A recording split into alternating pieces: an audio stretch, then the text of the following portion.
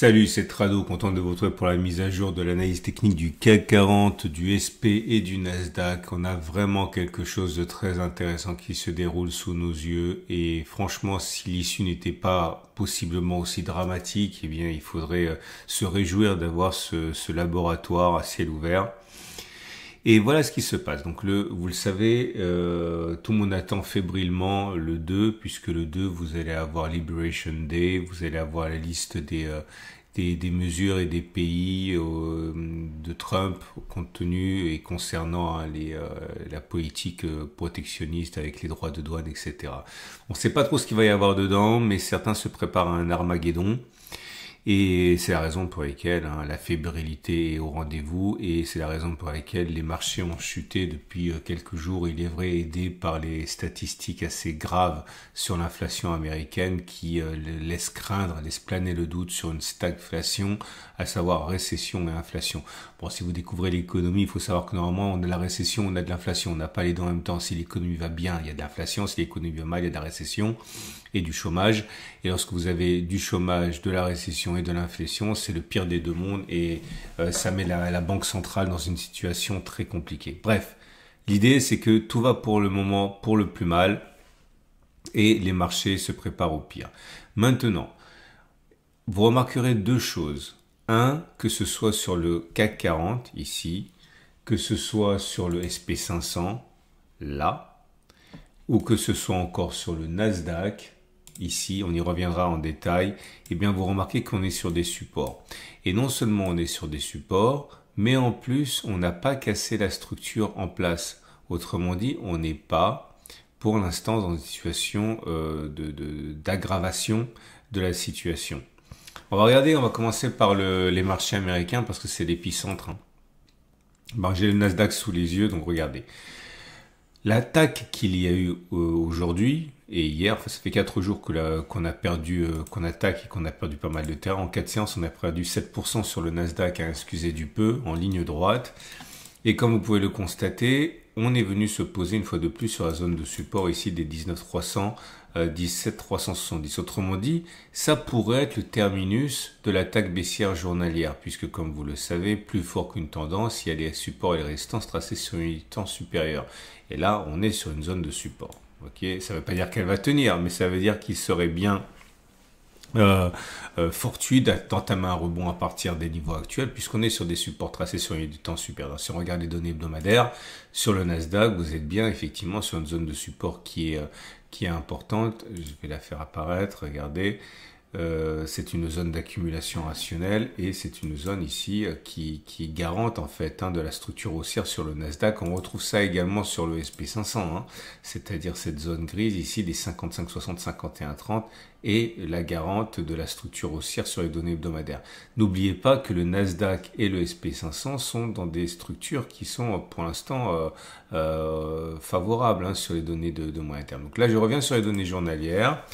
Et comme vous pouvez le constater, on n'a pas aggravé la structure, on n'a pas inscrit un plus bas en clôture par rapport à ça. Si on avait clôturé en dessous de ce point-là, on aurait donc eu une structure baissière validée comme ça, mais vous remarquez que ce n'est pas le cas. Et le plus intéressant là, c'est qu'on a un turtle soup.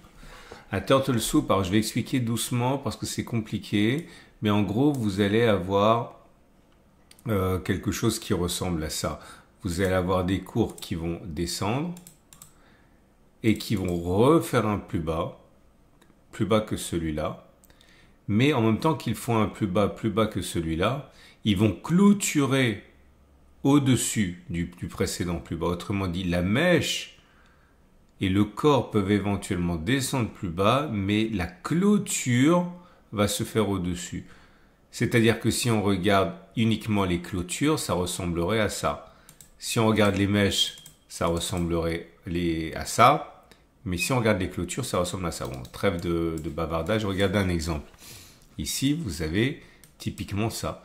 C'est-à-dire que vous avez les cours qui sont descendus plus bas, mais la clôture qui se fait au-dessus. Précédent plus bas, nouveau plus bas, mais clôture au-dessus des précédents plus bas. C'est un peu compliqué, il y a des conditions particulières, je vais mettre un tutoriel, un lien vers un tutoriel juste en dessous de la vidéo, mais il y a des conditions, il faut par exemple qu'il y ait au moins 3 bougies entre le précédent plus bas et le nouveau plus bas, 3 bougies, et il faut que le plus bas soit un plus bas de 20 bougies. Ok, c'est-à-dire qu'il faut que si vous comptez 20 bougies en arrière, 1, 2, 3, 4, 5, 6, 7, 8, 9, 10, 11, 12, 13, 14, 15, 16, 17, 18, 19, 20, donc de là jusqu'à là, on a bien inscrit un nouveau plus bas de 20 bougies. Le précédent plus bas de 20 bougies, de là jusqu'à là, il était ici. Et le nouveau plus bas de 20 bougies, ben c'est aujourd'hui. Turtle Soup. On clôture bien au-dessus. Bon, regardez un exemple, ça ira plus vite. Là, vous avez un magnifique Turtle Soup. Pourquoi? Parce que si vous comptez 20 bougies, 1, 2, 3, 4, 5, 6, 7, 8, 9, 10, 11, 12, 13, 14, 15, 16, 17, 19, 20. Ça va de là jusqu'à là. Le précédent, le nouveau plus bas de 20 bougies, c'est aujourd'hui, enfin sur cette période-là. Le précédent plus bas, il était là. Est-ce qu'on a bien clôturé au-dessus du précédent plus bas, mais on a bien visité, on a créé un nouveau plus bas, mais on a clôturé au-dessus du précédent plus bas. Et comme vous pouvez le constater, il y a bien 3 bougies au moins entre les deux. Donc c'était un Turtle Soup complètement valable. Et qu'est-ce qui s'est passé? La stratégie, c'est d'acheter en clôture et de faire au moins R1, voire R2. Hein. Je ne vais pas le backtester parce que c'est trop compliqué à backtester, mais regardez vous-même. Donc si on avait mis un stop de protection en clôture sous les nouveaux plus bas, ici, donc ça veut dire c'était à 0,69, on a fait 2,60. Donc il y avait de la place pour un x3. Il ne faut pas rester très longtemps, généralement, il faut viser R1, R2 et puis sortir. Hein. Et bon, après on est redescendu, hein. Mais voilà, ça c'est un succès. Je vais vous montrer un autre exemple qui était un succès. On va faire de la pédagogie, hein. C'est pas un backtest. Alors là, par exemple, c'est pas bon, c'est pas un Turtle Soup. Pourquoi c'est pas un Turtle Soup ici? Parce que si vous comptez 20 bougies, 1, 2, 3, 4, 5, 6, 7, 8, 9, 10, 11, 12, 13, 14, 15, 16, 19, 20, ici, c'est pas le plus bas de 20 bougies. Le plus bas des 20 bougies, c'était là. Si vous comptez 20 bougies en arrière, ça nous amène ici. Et le plus bas des 20 bougies, c'était là. Ok, c'était pas là. Là, pareil. Je vais aussi vous donner un exemple. Voilà, là, c'est complètement valable. Vous comptez, ça c'est un Turtle Soup, vous comptez 20 bougies en arrière. 1, 2, 3, 4, 5, 6, 7, 8, 9, 10, 11, 12, 13, 14, 15, 16, 17, 19, 20. C'était ici. De là jusqu'à là, le plus bas, c'est aujourd'hui. Le précédent plus bas, c'était là. On a donc fait un plus bas de 20 bougies aujourd'hui. De quelques points, hein. Vraiment de quelques points. Mais on a clôturé au-dessus. Ok, donc c'était valable. Donc on aurait spéculé à la baisse ici, enfin à la hausse. Stop de protection en clôture au-dessous de ça, pour me prendre un peu plus de marge de manœuvre. Et derrière, par contre, c'était jackpot. Hein. Je vous montre encore des exemples parce que c'est un peu compliqué. Ah ben là, il n'a pas fonctionné. C'est très bien que vous voyez. Donc là, vous aviez le Turtle Soup. Donc je vais le faire bien. Ici, vous avez inscrit un nouveau plus bas de 20 bougies. Si vous comptez 20 bougies en arrière, 1, 2, 3, 4, 5, 6, 7, 8, 9, 10, 11, 12, 13, 14, c'était là. De là jusqu'à là. Le plus bas jusqu'alors, c'était ici. Le nouveau plus bas, ça a été sur cette bougie-ci. Ok. Il s'agissait d'acheter. On a bien 3 bougies entre les deux. Donc, on achetait là et on mettait un... Alors... Attention, parce que je dis que c'est un échec, mais ça n'aurait pas été vraiment un échec. Parce que si j'avais mis un stop de protection en clôture au-dessus de cette bougie, à 0,57, ok, vous remarquez, on est passé en dessous, mais on n'a pas clôturé en dessous. Hein. Donc en fait, ça aurait été un méga succès. Mais bon, j'imagine que ça aurait été un peu loin pour mettre un stop de protection. Là, c'est un succès encore. 1, 2, 3, 4, 5, 6, 7, 8, 9, 10, 11, 13, 14, 15, 16, 19, 20. Ici, le précédent plus bas de 20 bougies, c'était là. Le nouveau plus bas de 20 bougies, c'était là. On a bien clôturé au-dessus. Turtle Soup est derrière. Super, encore un succès ici. Je vais vous montrer un échec. Voilà, là c'est un échec. Pourquoi c'est un échec? Parce que le précédent plus bas de 20 bougies, c'était ici. Ok, là. On a clôturé au-dessus, donc on aurait acheté ici. Ok. Alors, j'ai dit que c'était un échec, c'est pas vraiment un échec non plus, puisque pour que ce soit un échec, on est passé en dessous. Il fallait clôturer en dessous. Mais bon, on va considérer ça comme un échec, mais c'est pas un échec. Hein. Bon, vous avez compris, ça peut fonctionner très très bien, mais ça peut aussi tourner à la catastrophe, donc faut pas mettre tous ses œufs dans le même panier, mais on a bien un Turtle Soup. Je vais mettre un lien, je vais expliquer. Hein. Je mets un lien en dessous de la vidéo pour aller regarder le tutoriel, parce que Voilà, donc c'est bien Turtle Soup. Donc l'idée, c'est d'acheter ici et de mettre un stop de protection en clôture. C'est quoi l'idée derrière ça? C'est de dire que finalement, si la liste de Trump qui va être délivrée le 2 n'est pas aussi odieuse que ce que les marchés craignent, on risque d'avoir un très fort rebond sur support. D'autant qu'on n'a pas cassé la structure. Et si vous regardez le Nasdaq, eh ben c'est exactement la même chose. Turtle Soup. Pourquoi Turtle Soup? Parce que vous comptez 20 bougies. 1, 2, 3, 4, 5, 6, 7, 8, 9, 10, 11, 12, 13, 14, 15, 16, 19, 20. Précédent plus bas ici. Nouveau plus bas aujourd'hui. Mais on a clôturé au-dessus des anciens plus bas. Donc l'idée, c'est de parier sur un Turtle Soup. Et là aussi, vous voyez, hein, il y en a eu quelques-uns. Là, Turtle Soup ici. Il y en a eu d'autres. Là, il n'a pas fonctionné.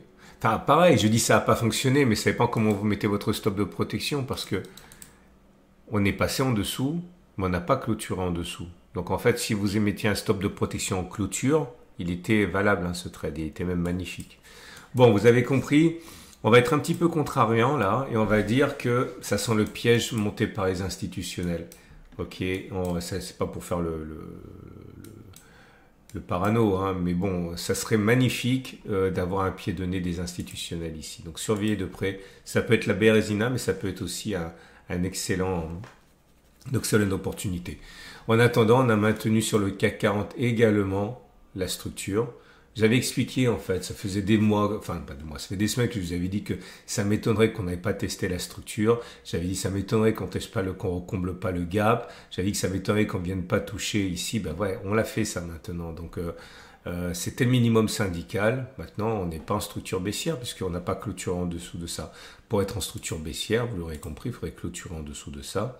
Ben, ça serait pas une structure baissière, c'est une structure neutre. Il faudrait encore rebondir et avoir une structure baissière après ça, en clôturant en dessous. Mais pour l'instant, c'est pas le cas. Ouh là là, il est tard, ça fait déjà une vidéo assez longue. J'espère que vous avez appris quelque chose. Je suis pas en train de vous dire que ça va fonctionner comme ça, j'en sais rien, mais ça sent le piège quand même, cette histoire hein, de 2 avril. Donc, on va trader maintenant. Votre rendez-vous avec IG. IG, bien plus que du trading. Une équipe d'experts à vos côtés. Si vous êtes haussier, ben vous pouvez acheter maintenant hein, en mettant un stop de protection en cas de clôture significative ou clôture stricte en dessous des plus bas du jour. Ça, c'est pour l'achat. C'est valable pour le CAC 40, c'est vrai pour le Nasdaq et le SP500. Si vous êtes baissier, moi, je pense que soit il faut attendre que l'on revienne ici et spéculer en haut, soit attendre que l'on casse, attendre un retour, un throwback, un pullback, et puis derrière, spéculer à la baisse. Comme ça, on peut le faire et c'est valable également pour le Nasdaq. Je vous montre le Nasdaq par exemple. L'idée du acheter maintenant avec un stop de protection en clôture sous cette zone. Et si vous voulez acheter, enfin spéculer à la baisse, ben je sais pas trop pour l'instant. Si, ce qu'on pourrait faire, c'est attendre si ça tourne mal que ça fasse une structure baissière. Et là, dans ce cas, spéculer à la baisse en cas de rebond, par exemple, ok, avec un stop de protection dessus, pareil sur un retour à baisse. Bon, voilà. Le truc, c'est que c'est avant qu'il fallait spéculer à la baisse. Maintenant, c'est un petit peu difficile puisque le stop de protection, il est loin et on est sur une zone de support. Hein. Voilà. Excellente journée. Vous avez la possibilité de regarder le tutoriel. C'est à la fin de cette vidéo par transparence. Et également, vous avez la possibilité de regarder l'onglet communauté de la chaîne YouTube ou l'onglet post de la chaîne YouTube. J'ai mis pas mal de graphes qui pourraient vous intéresser. À demain pour la mise à jour.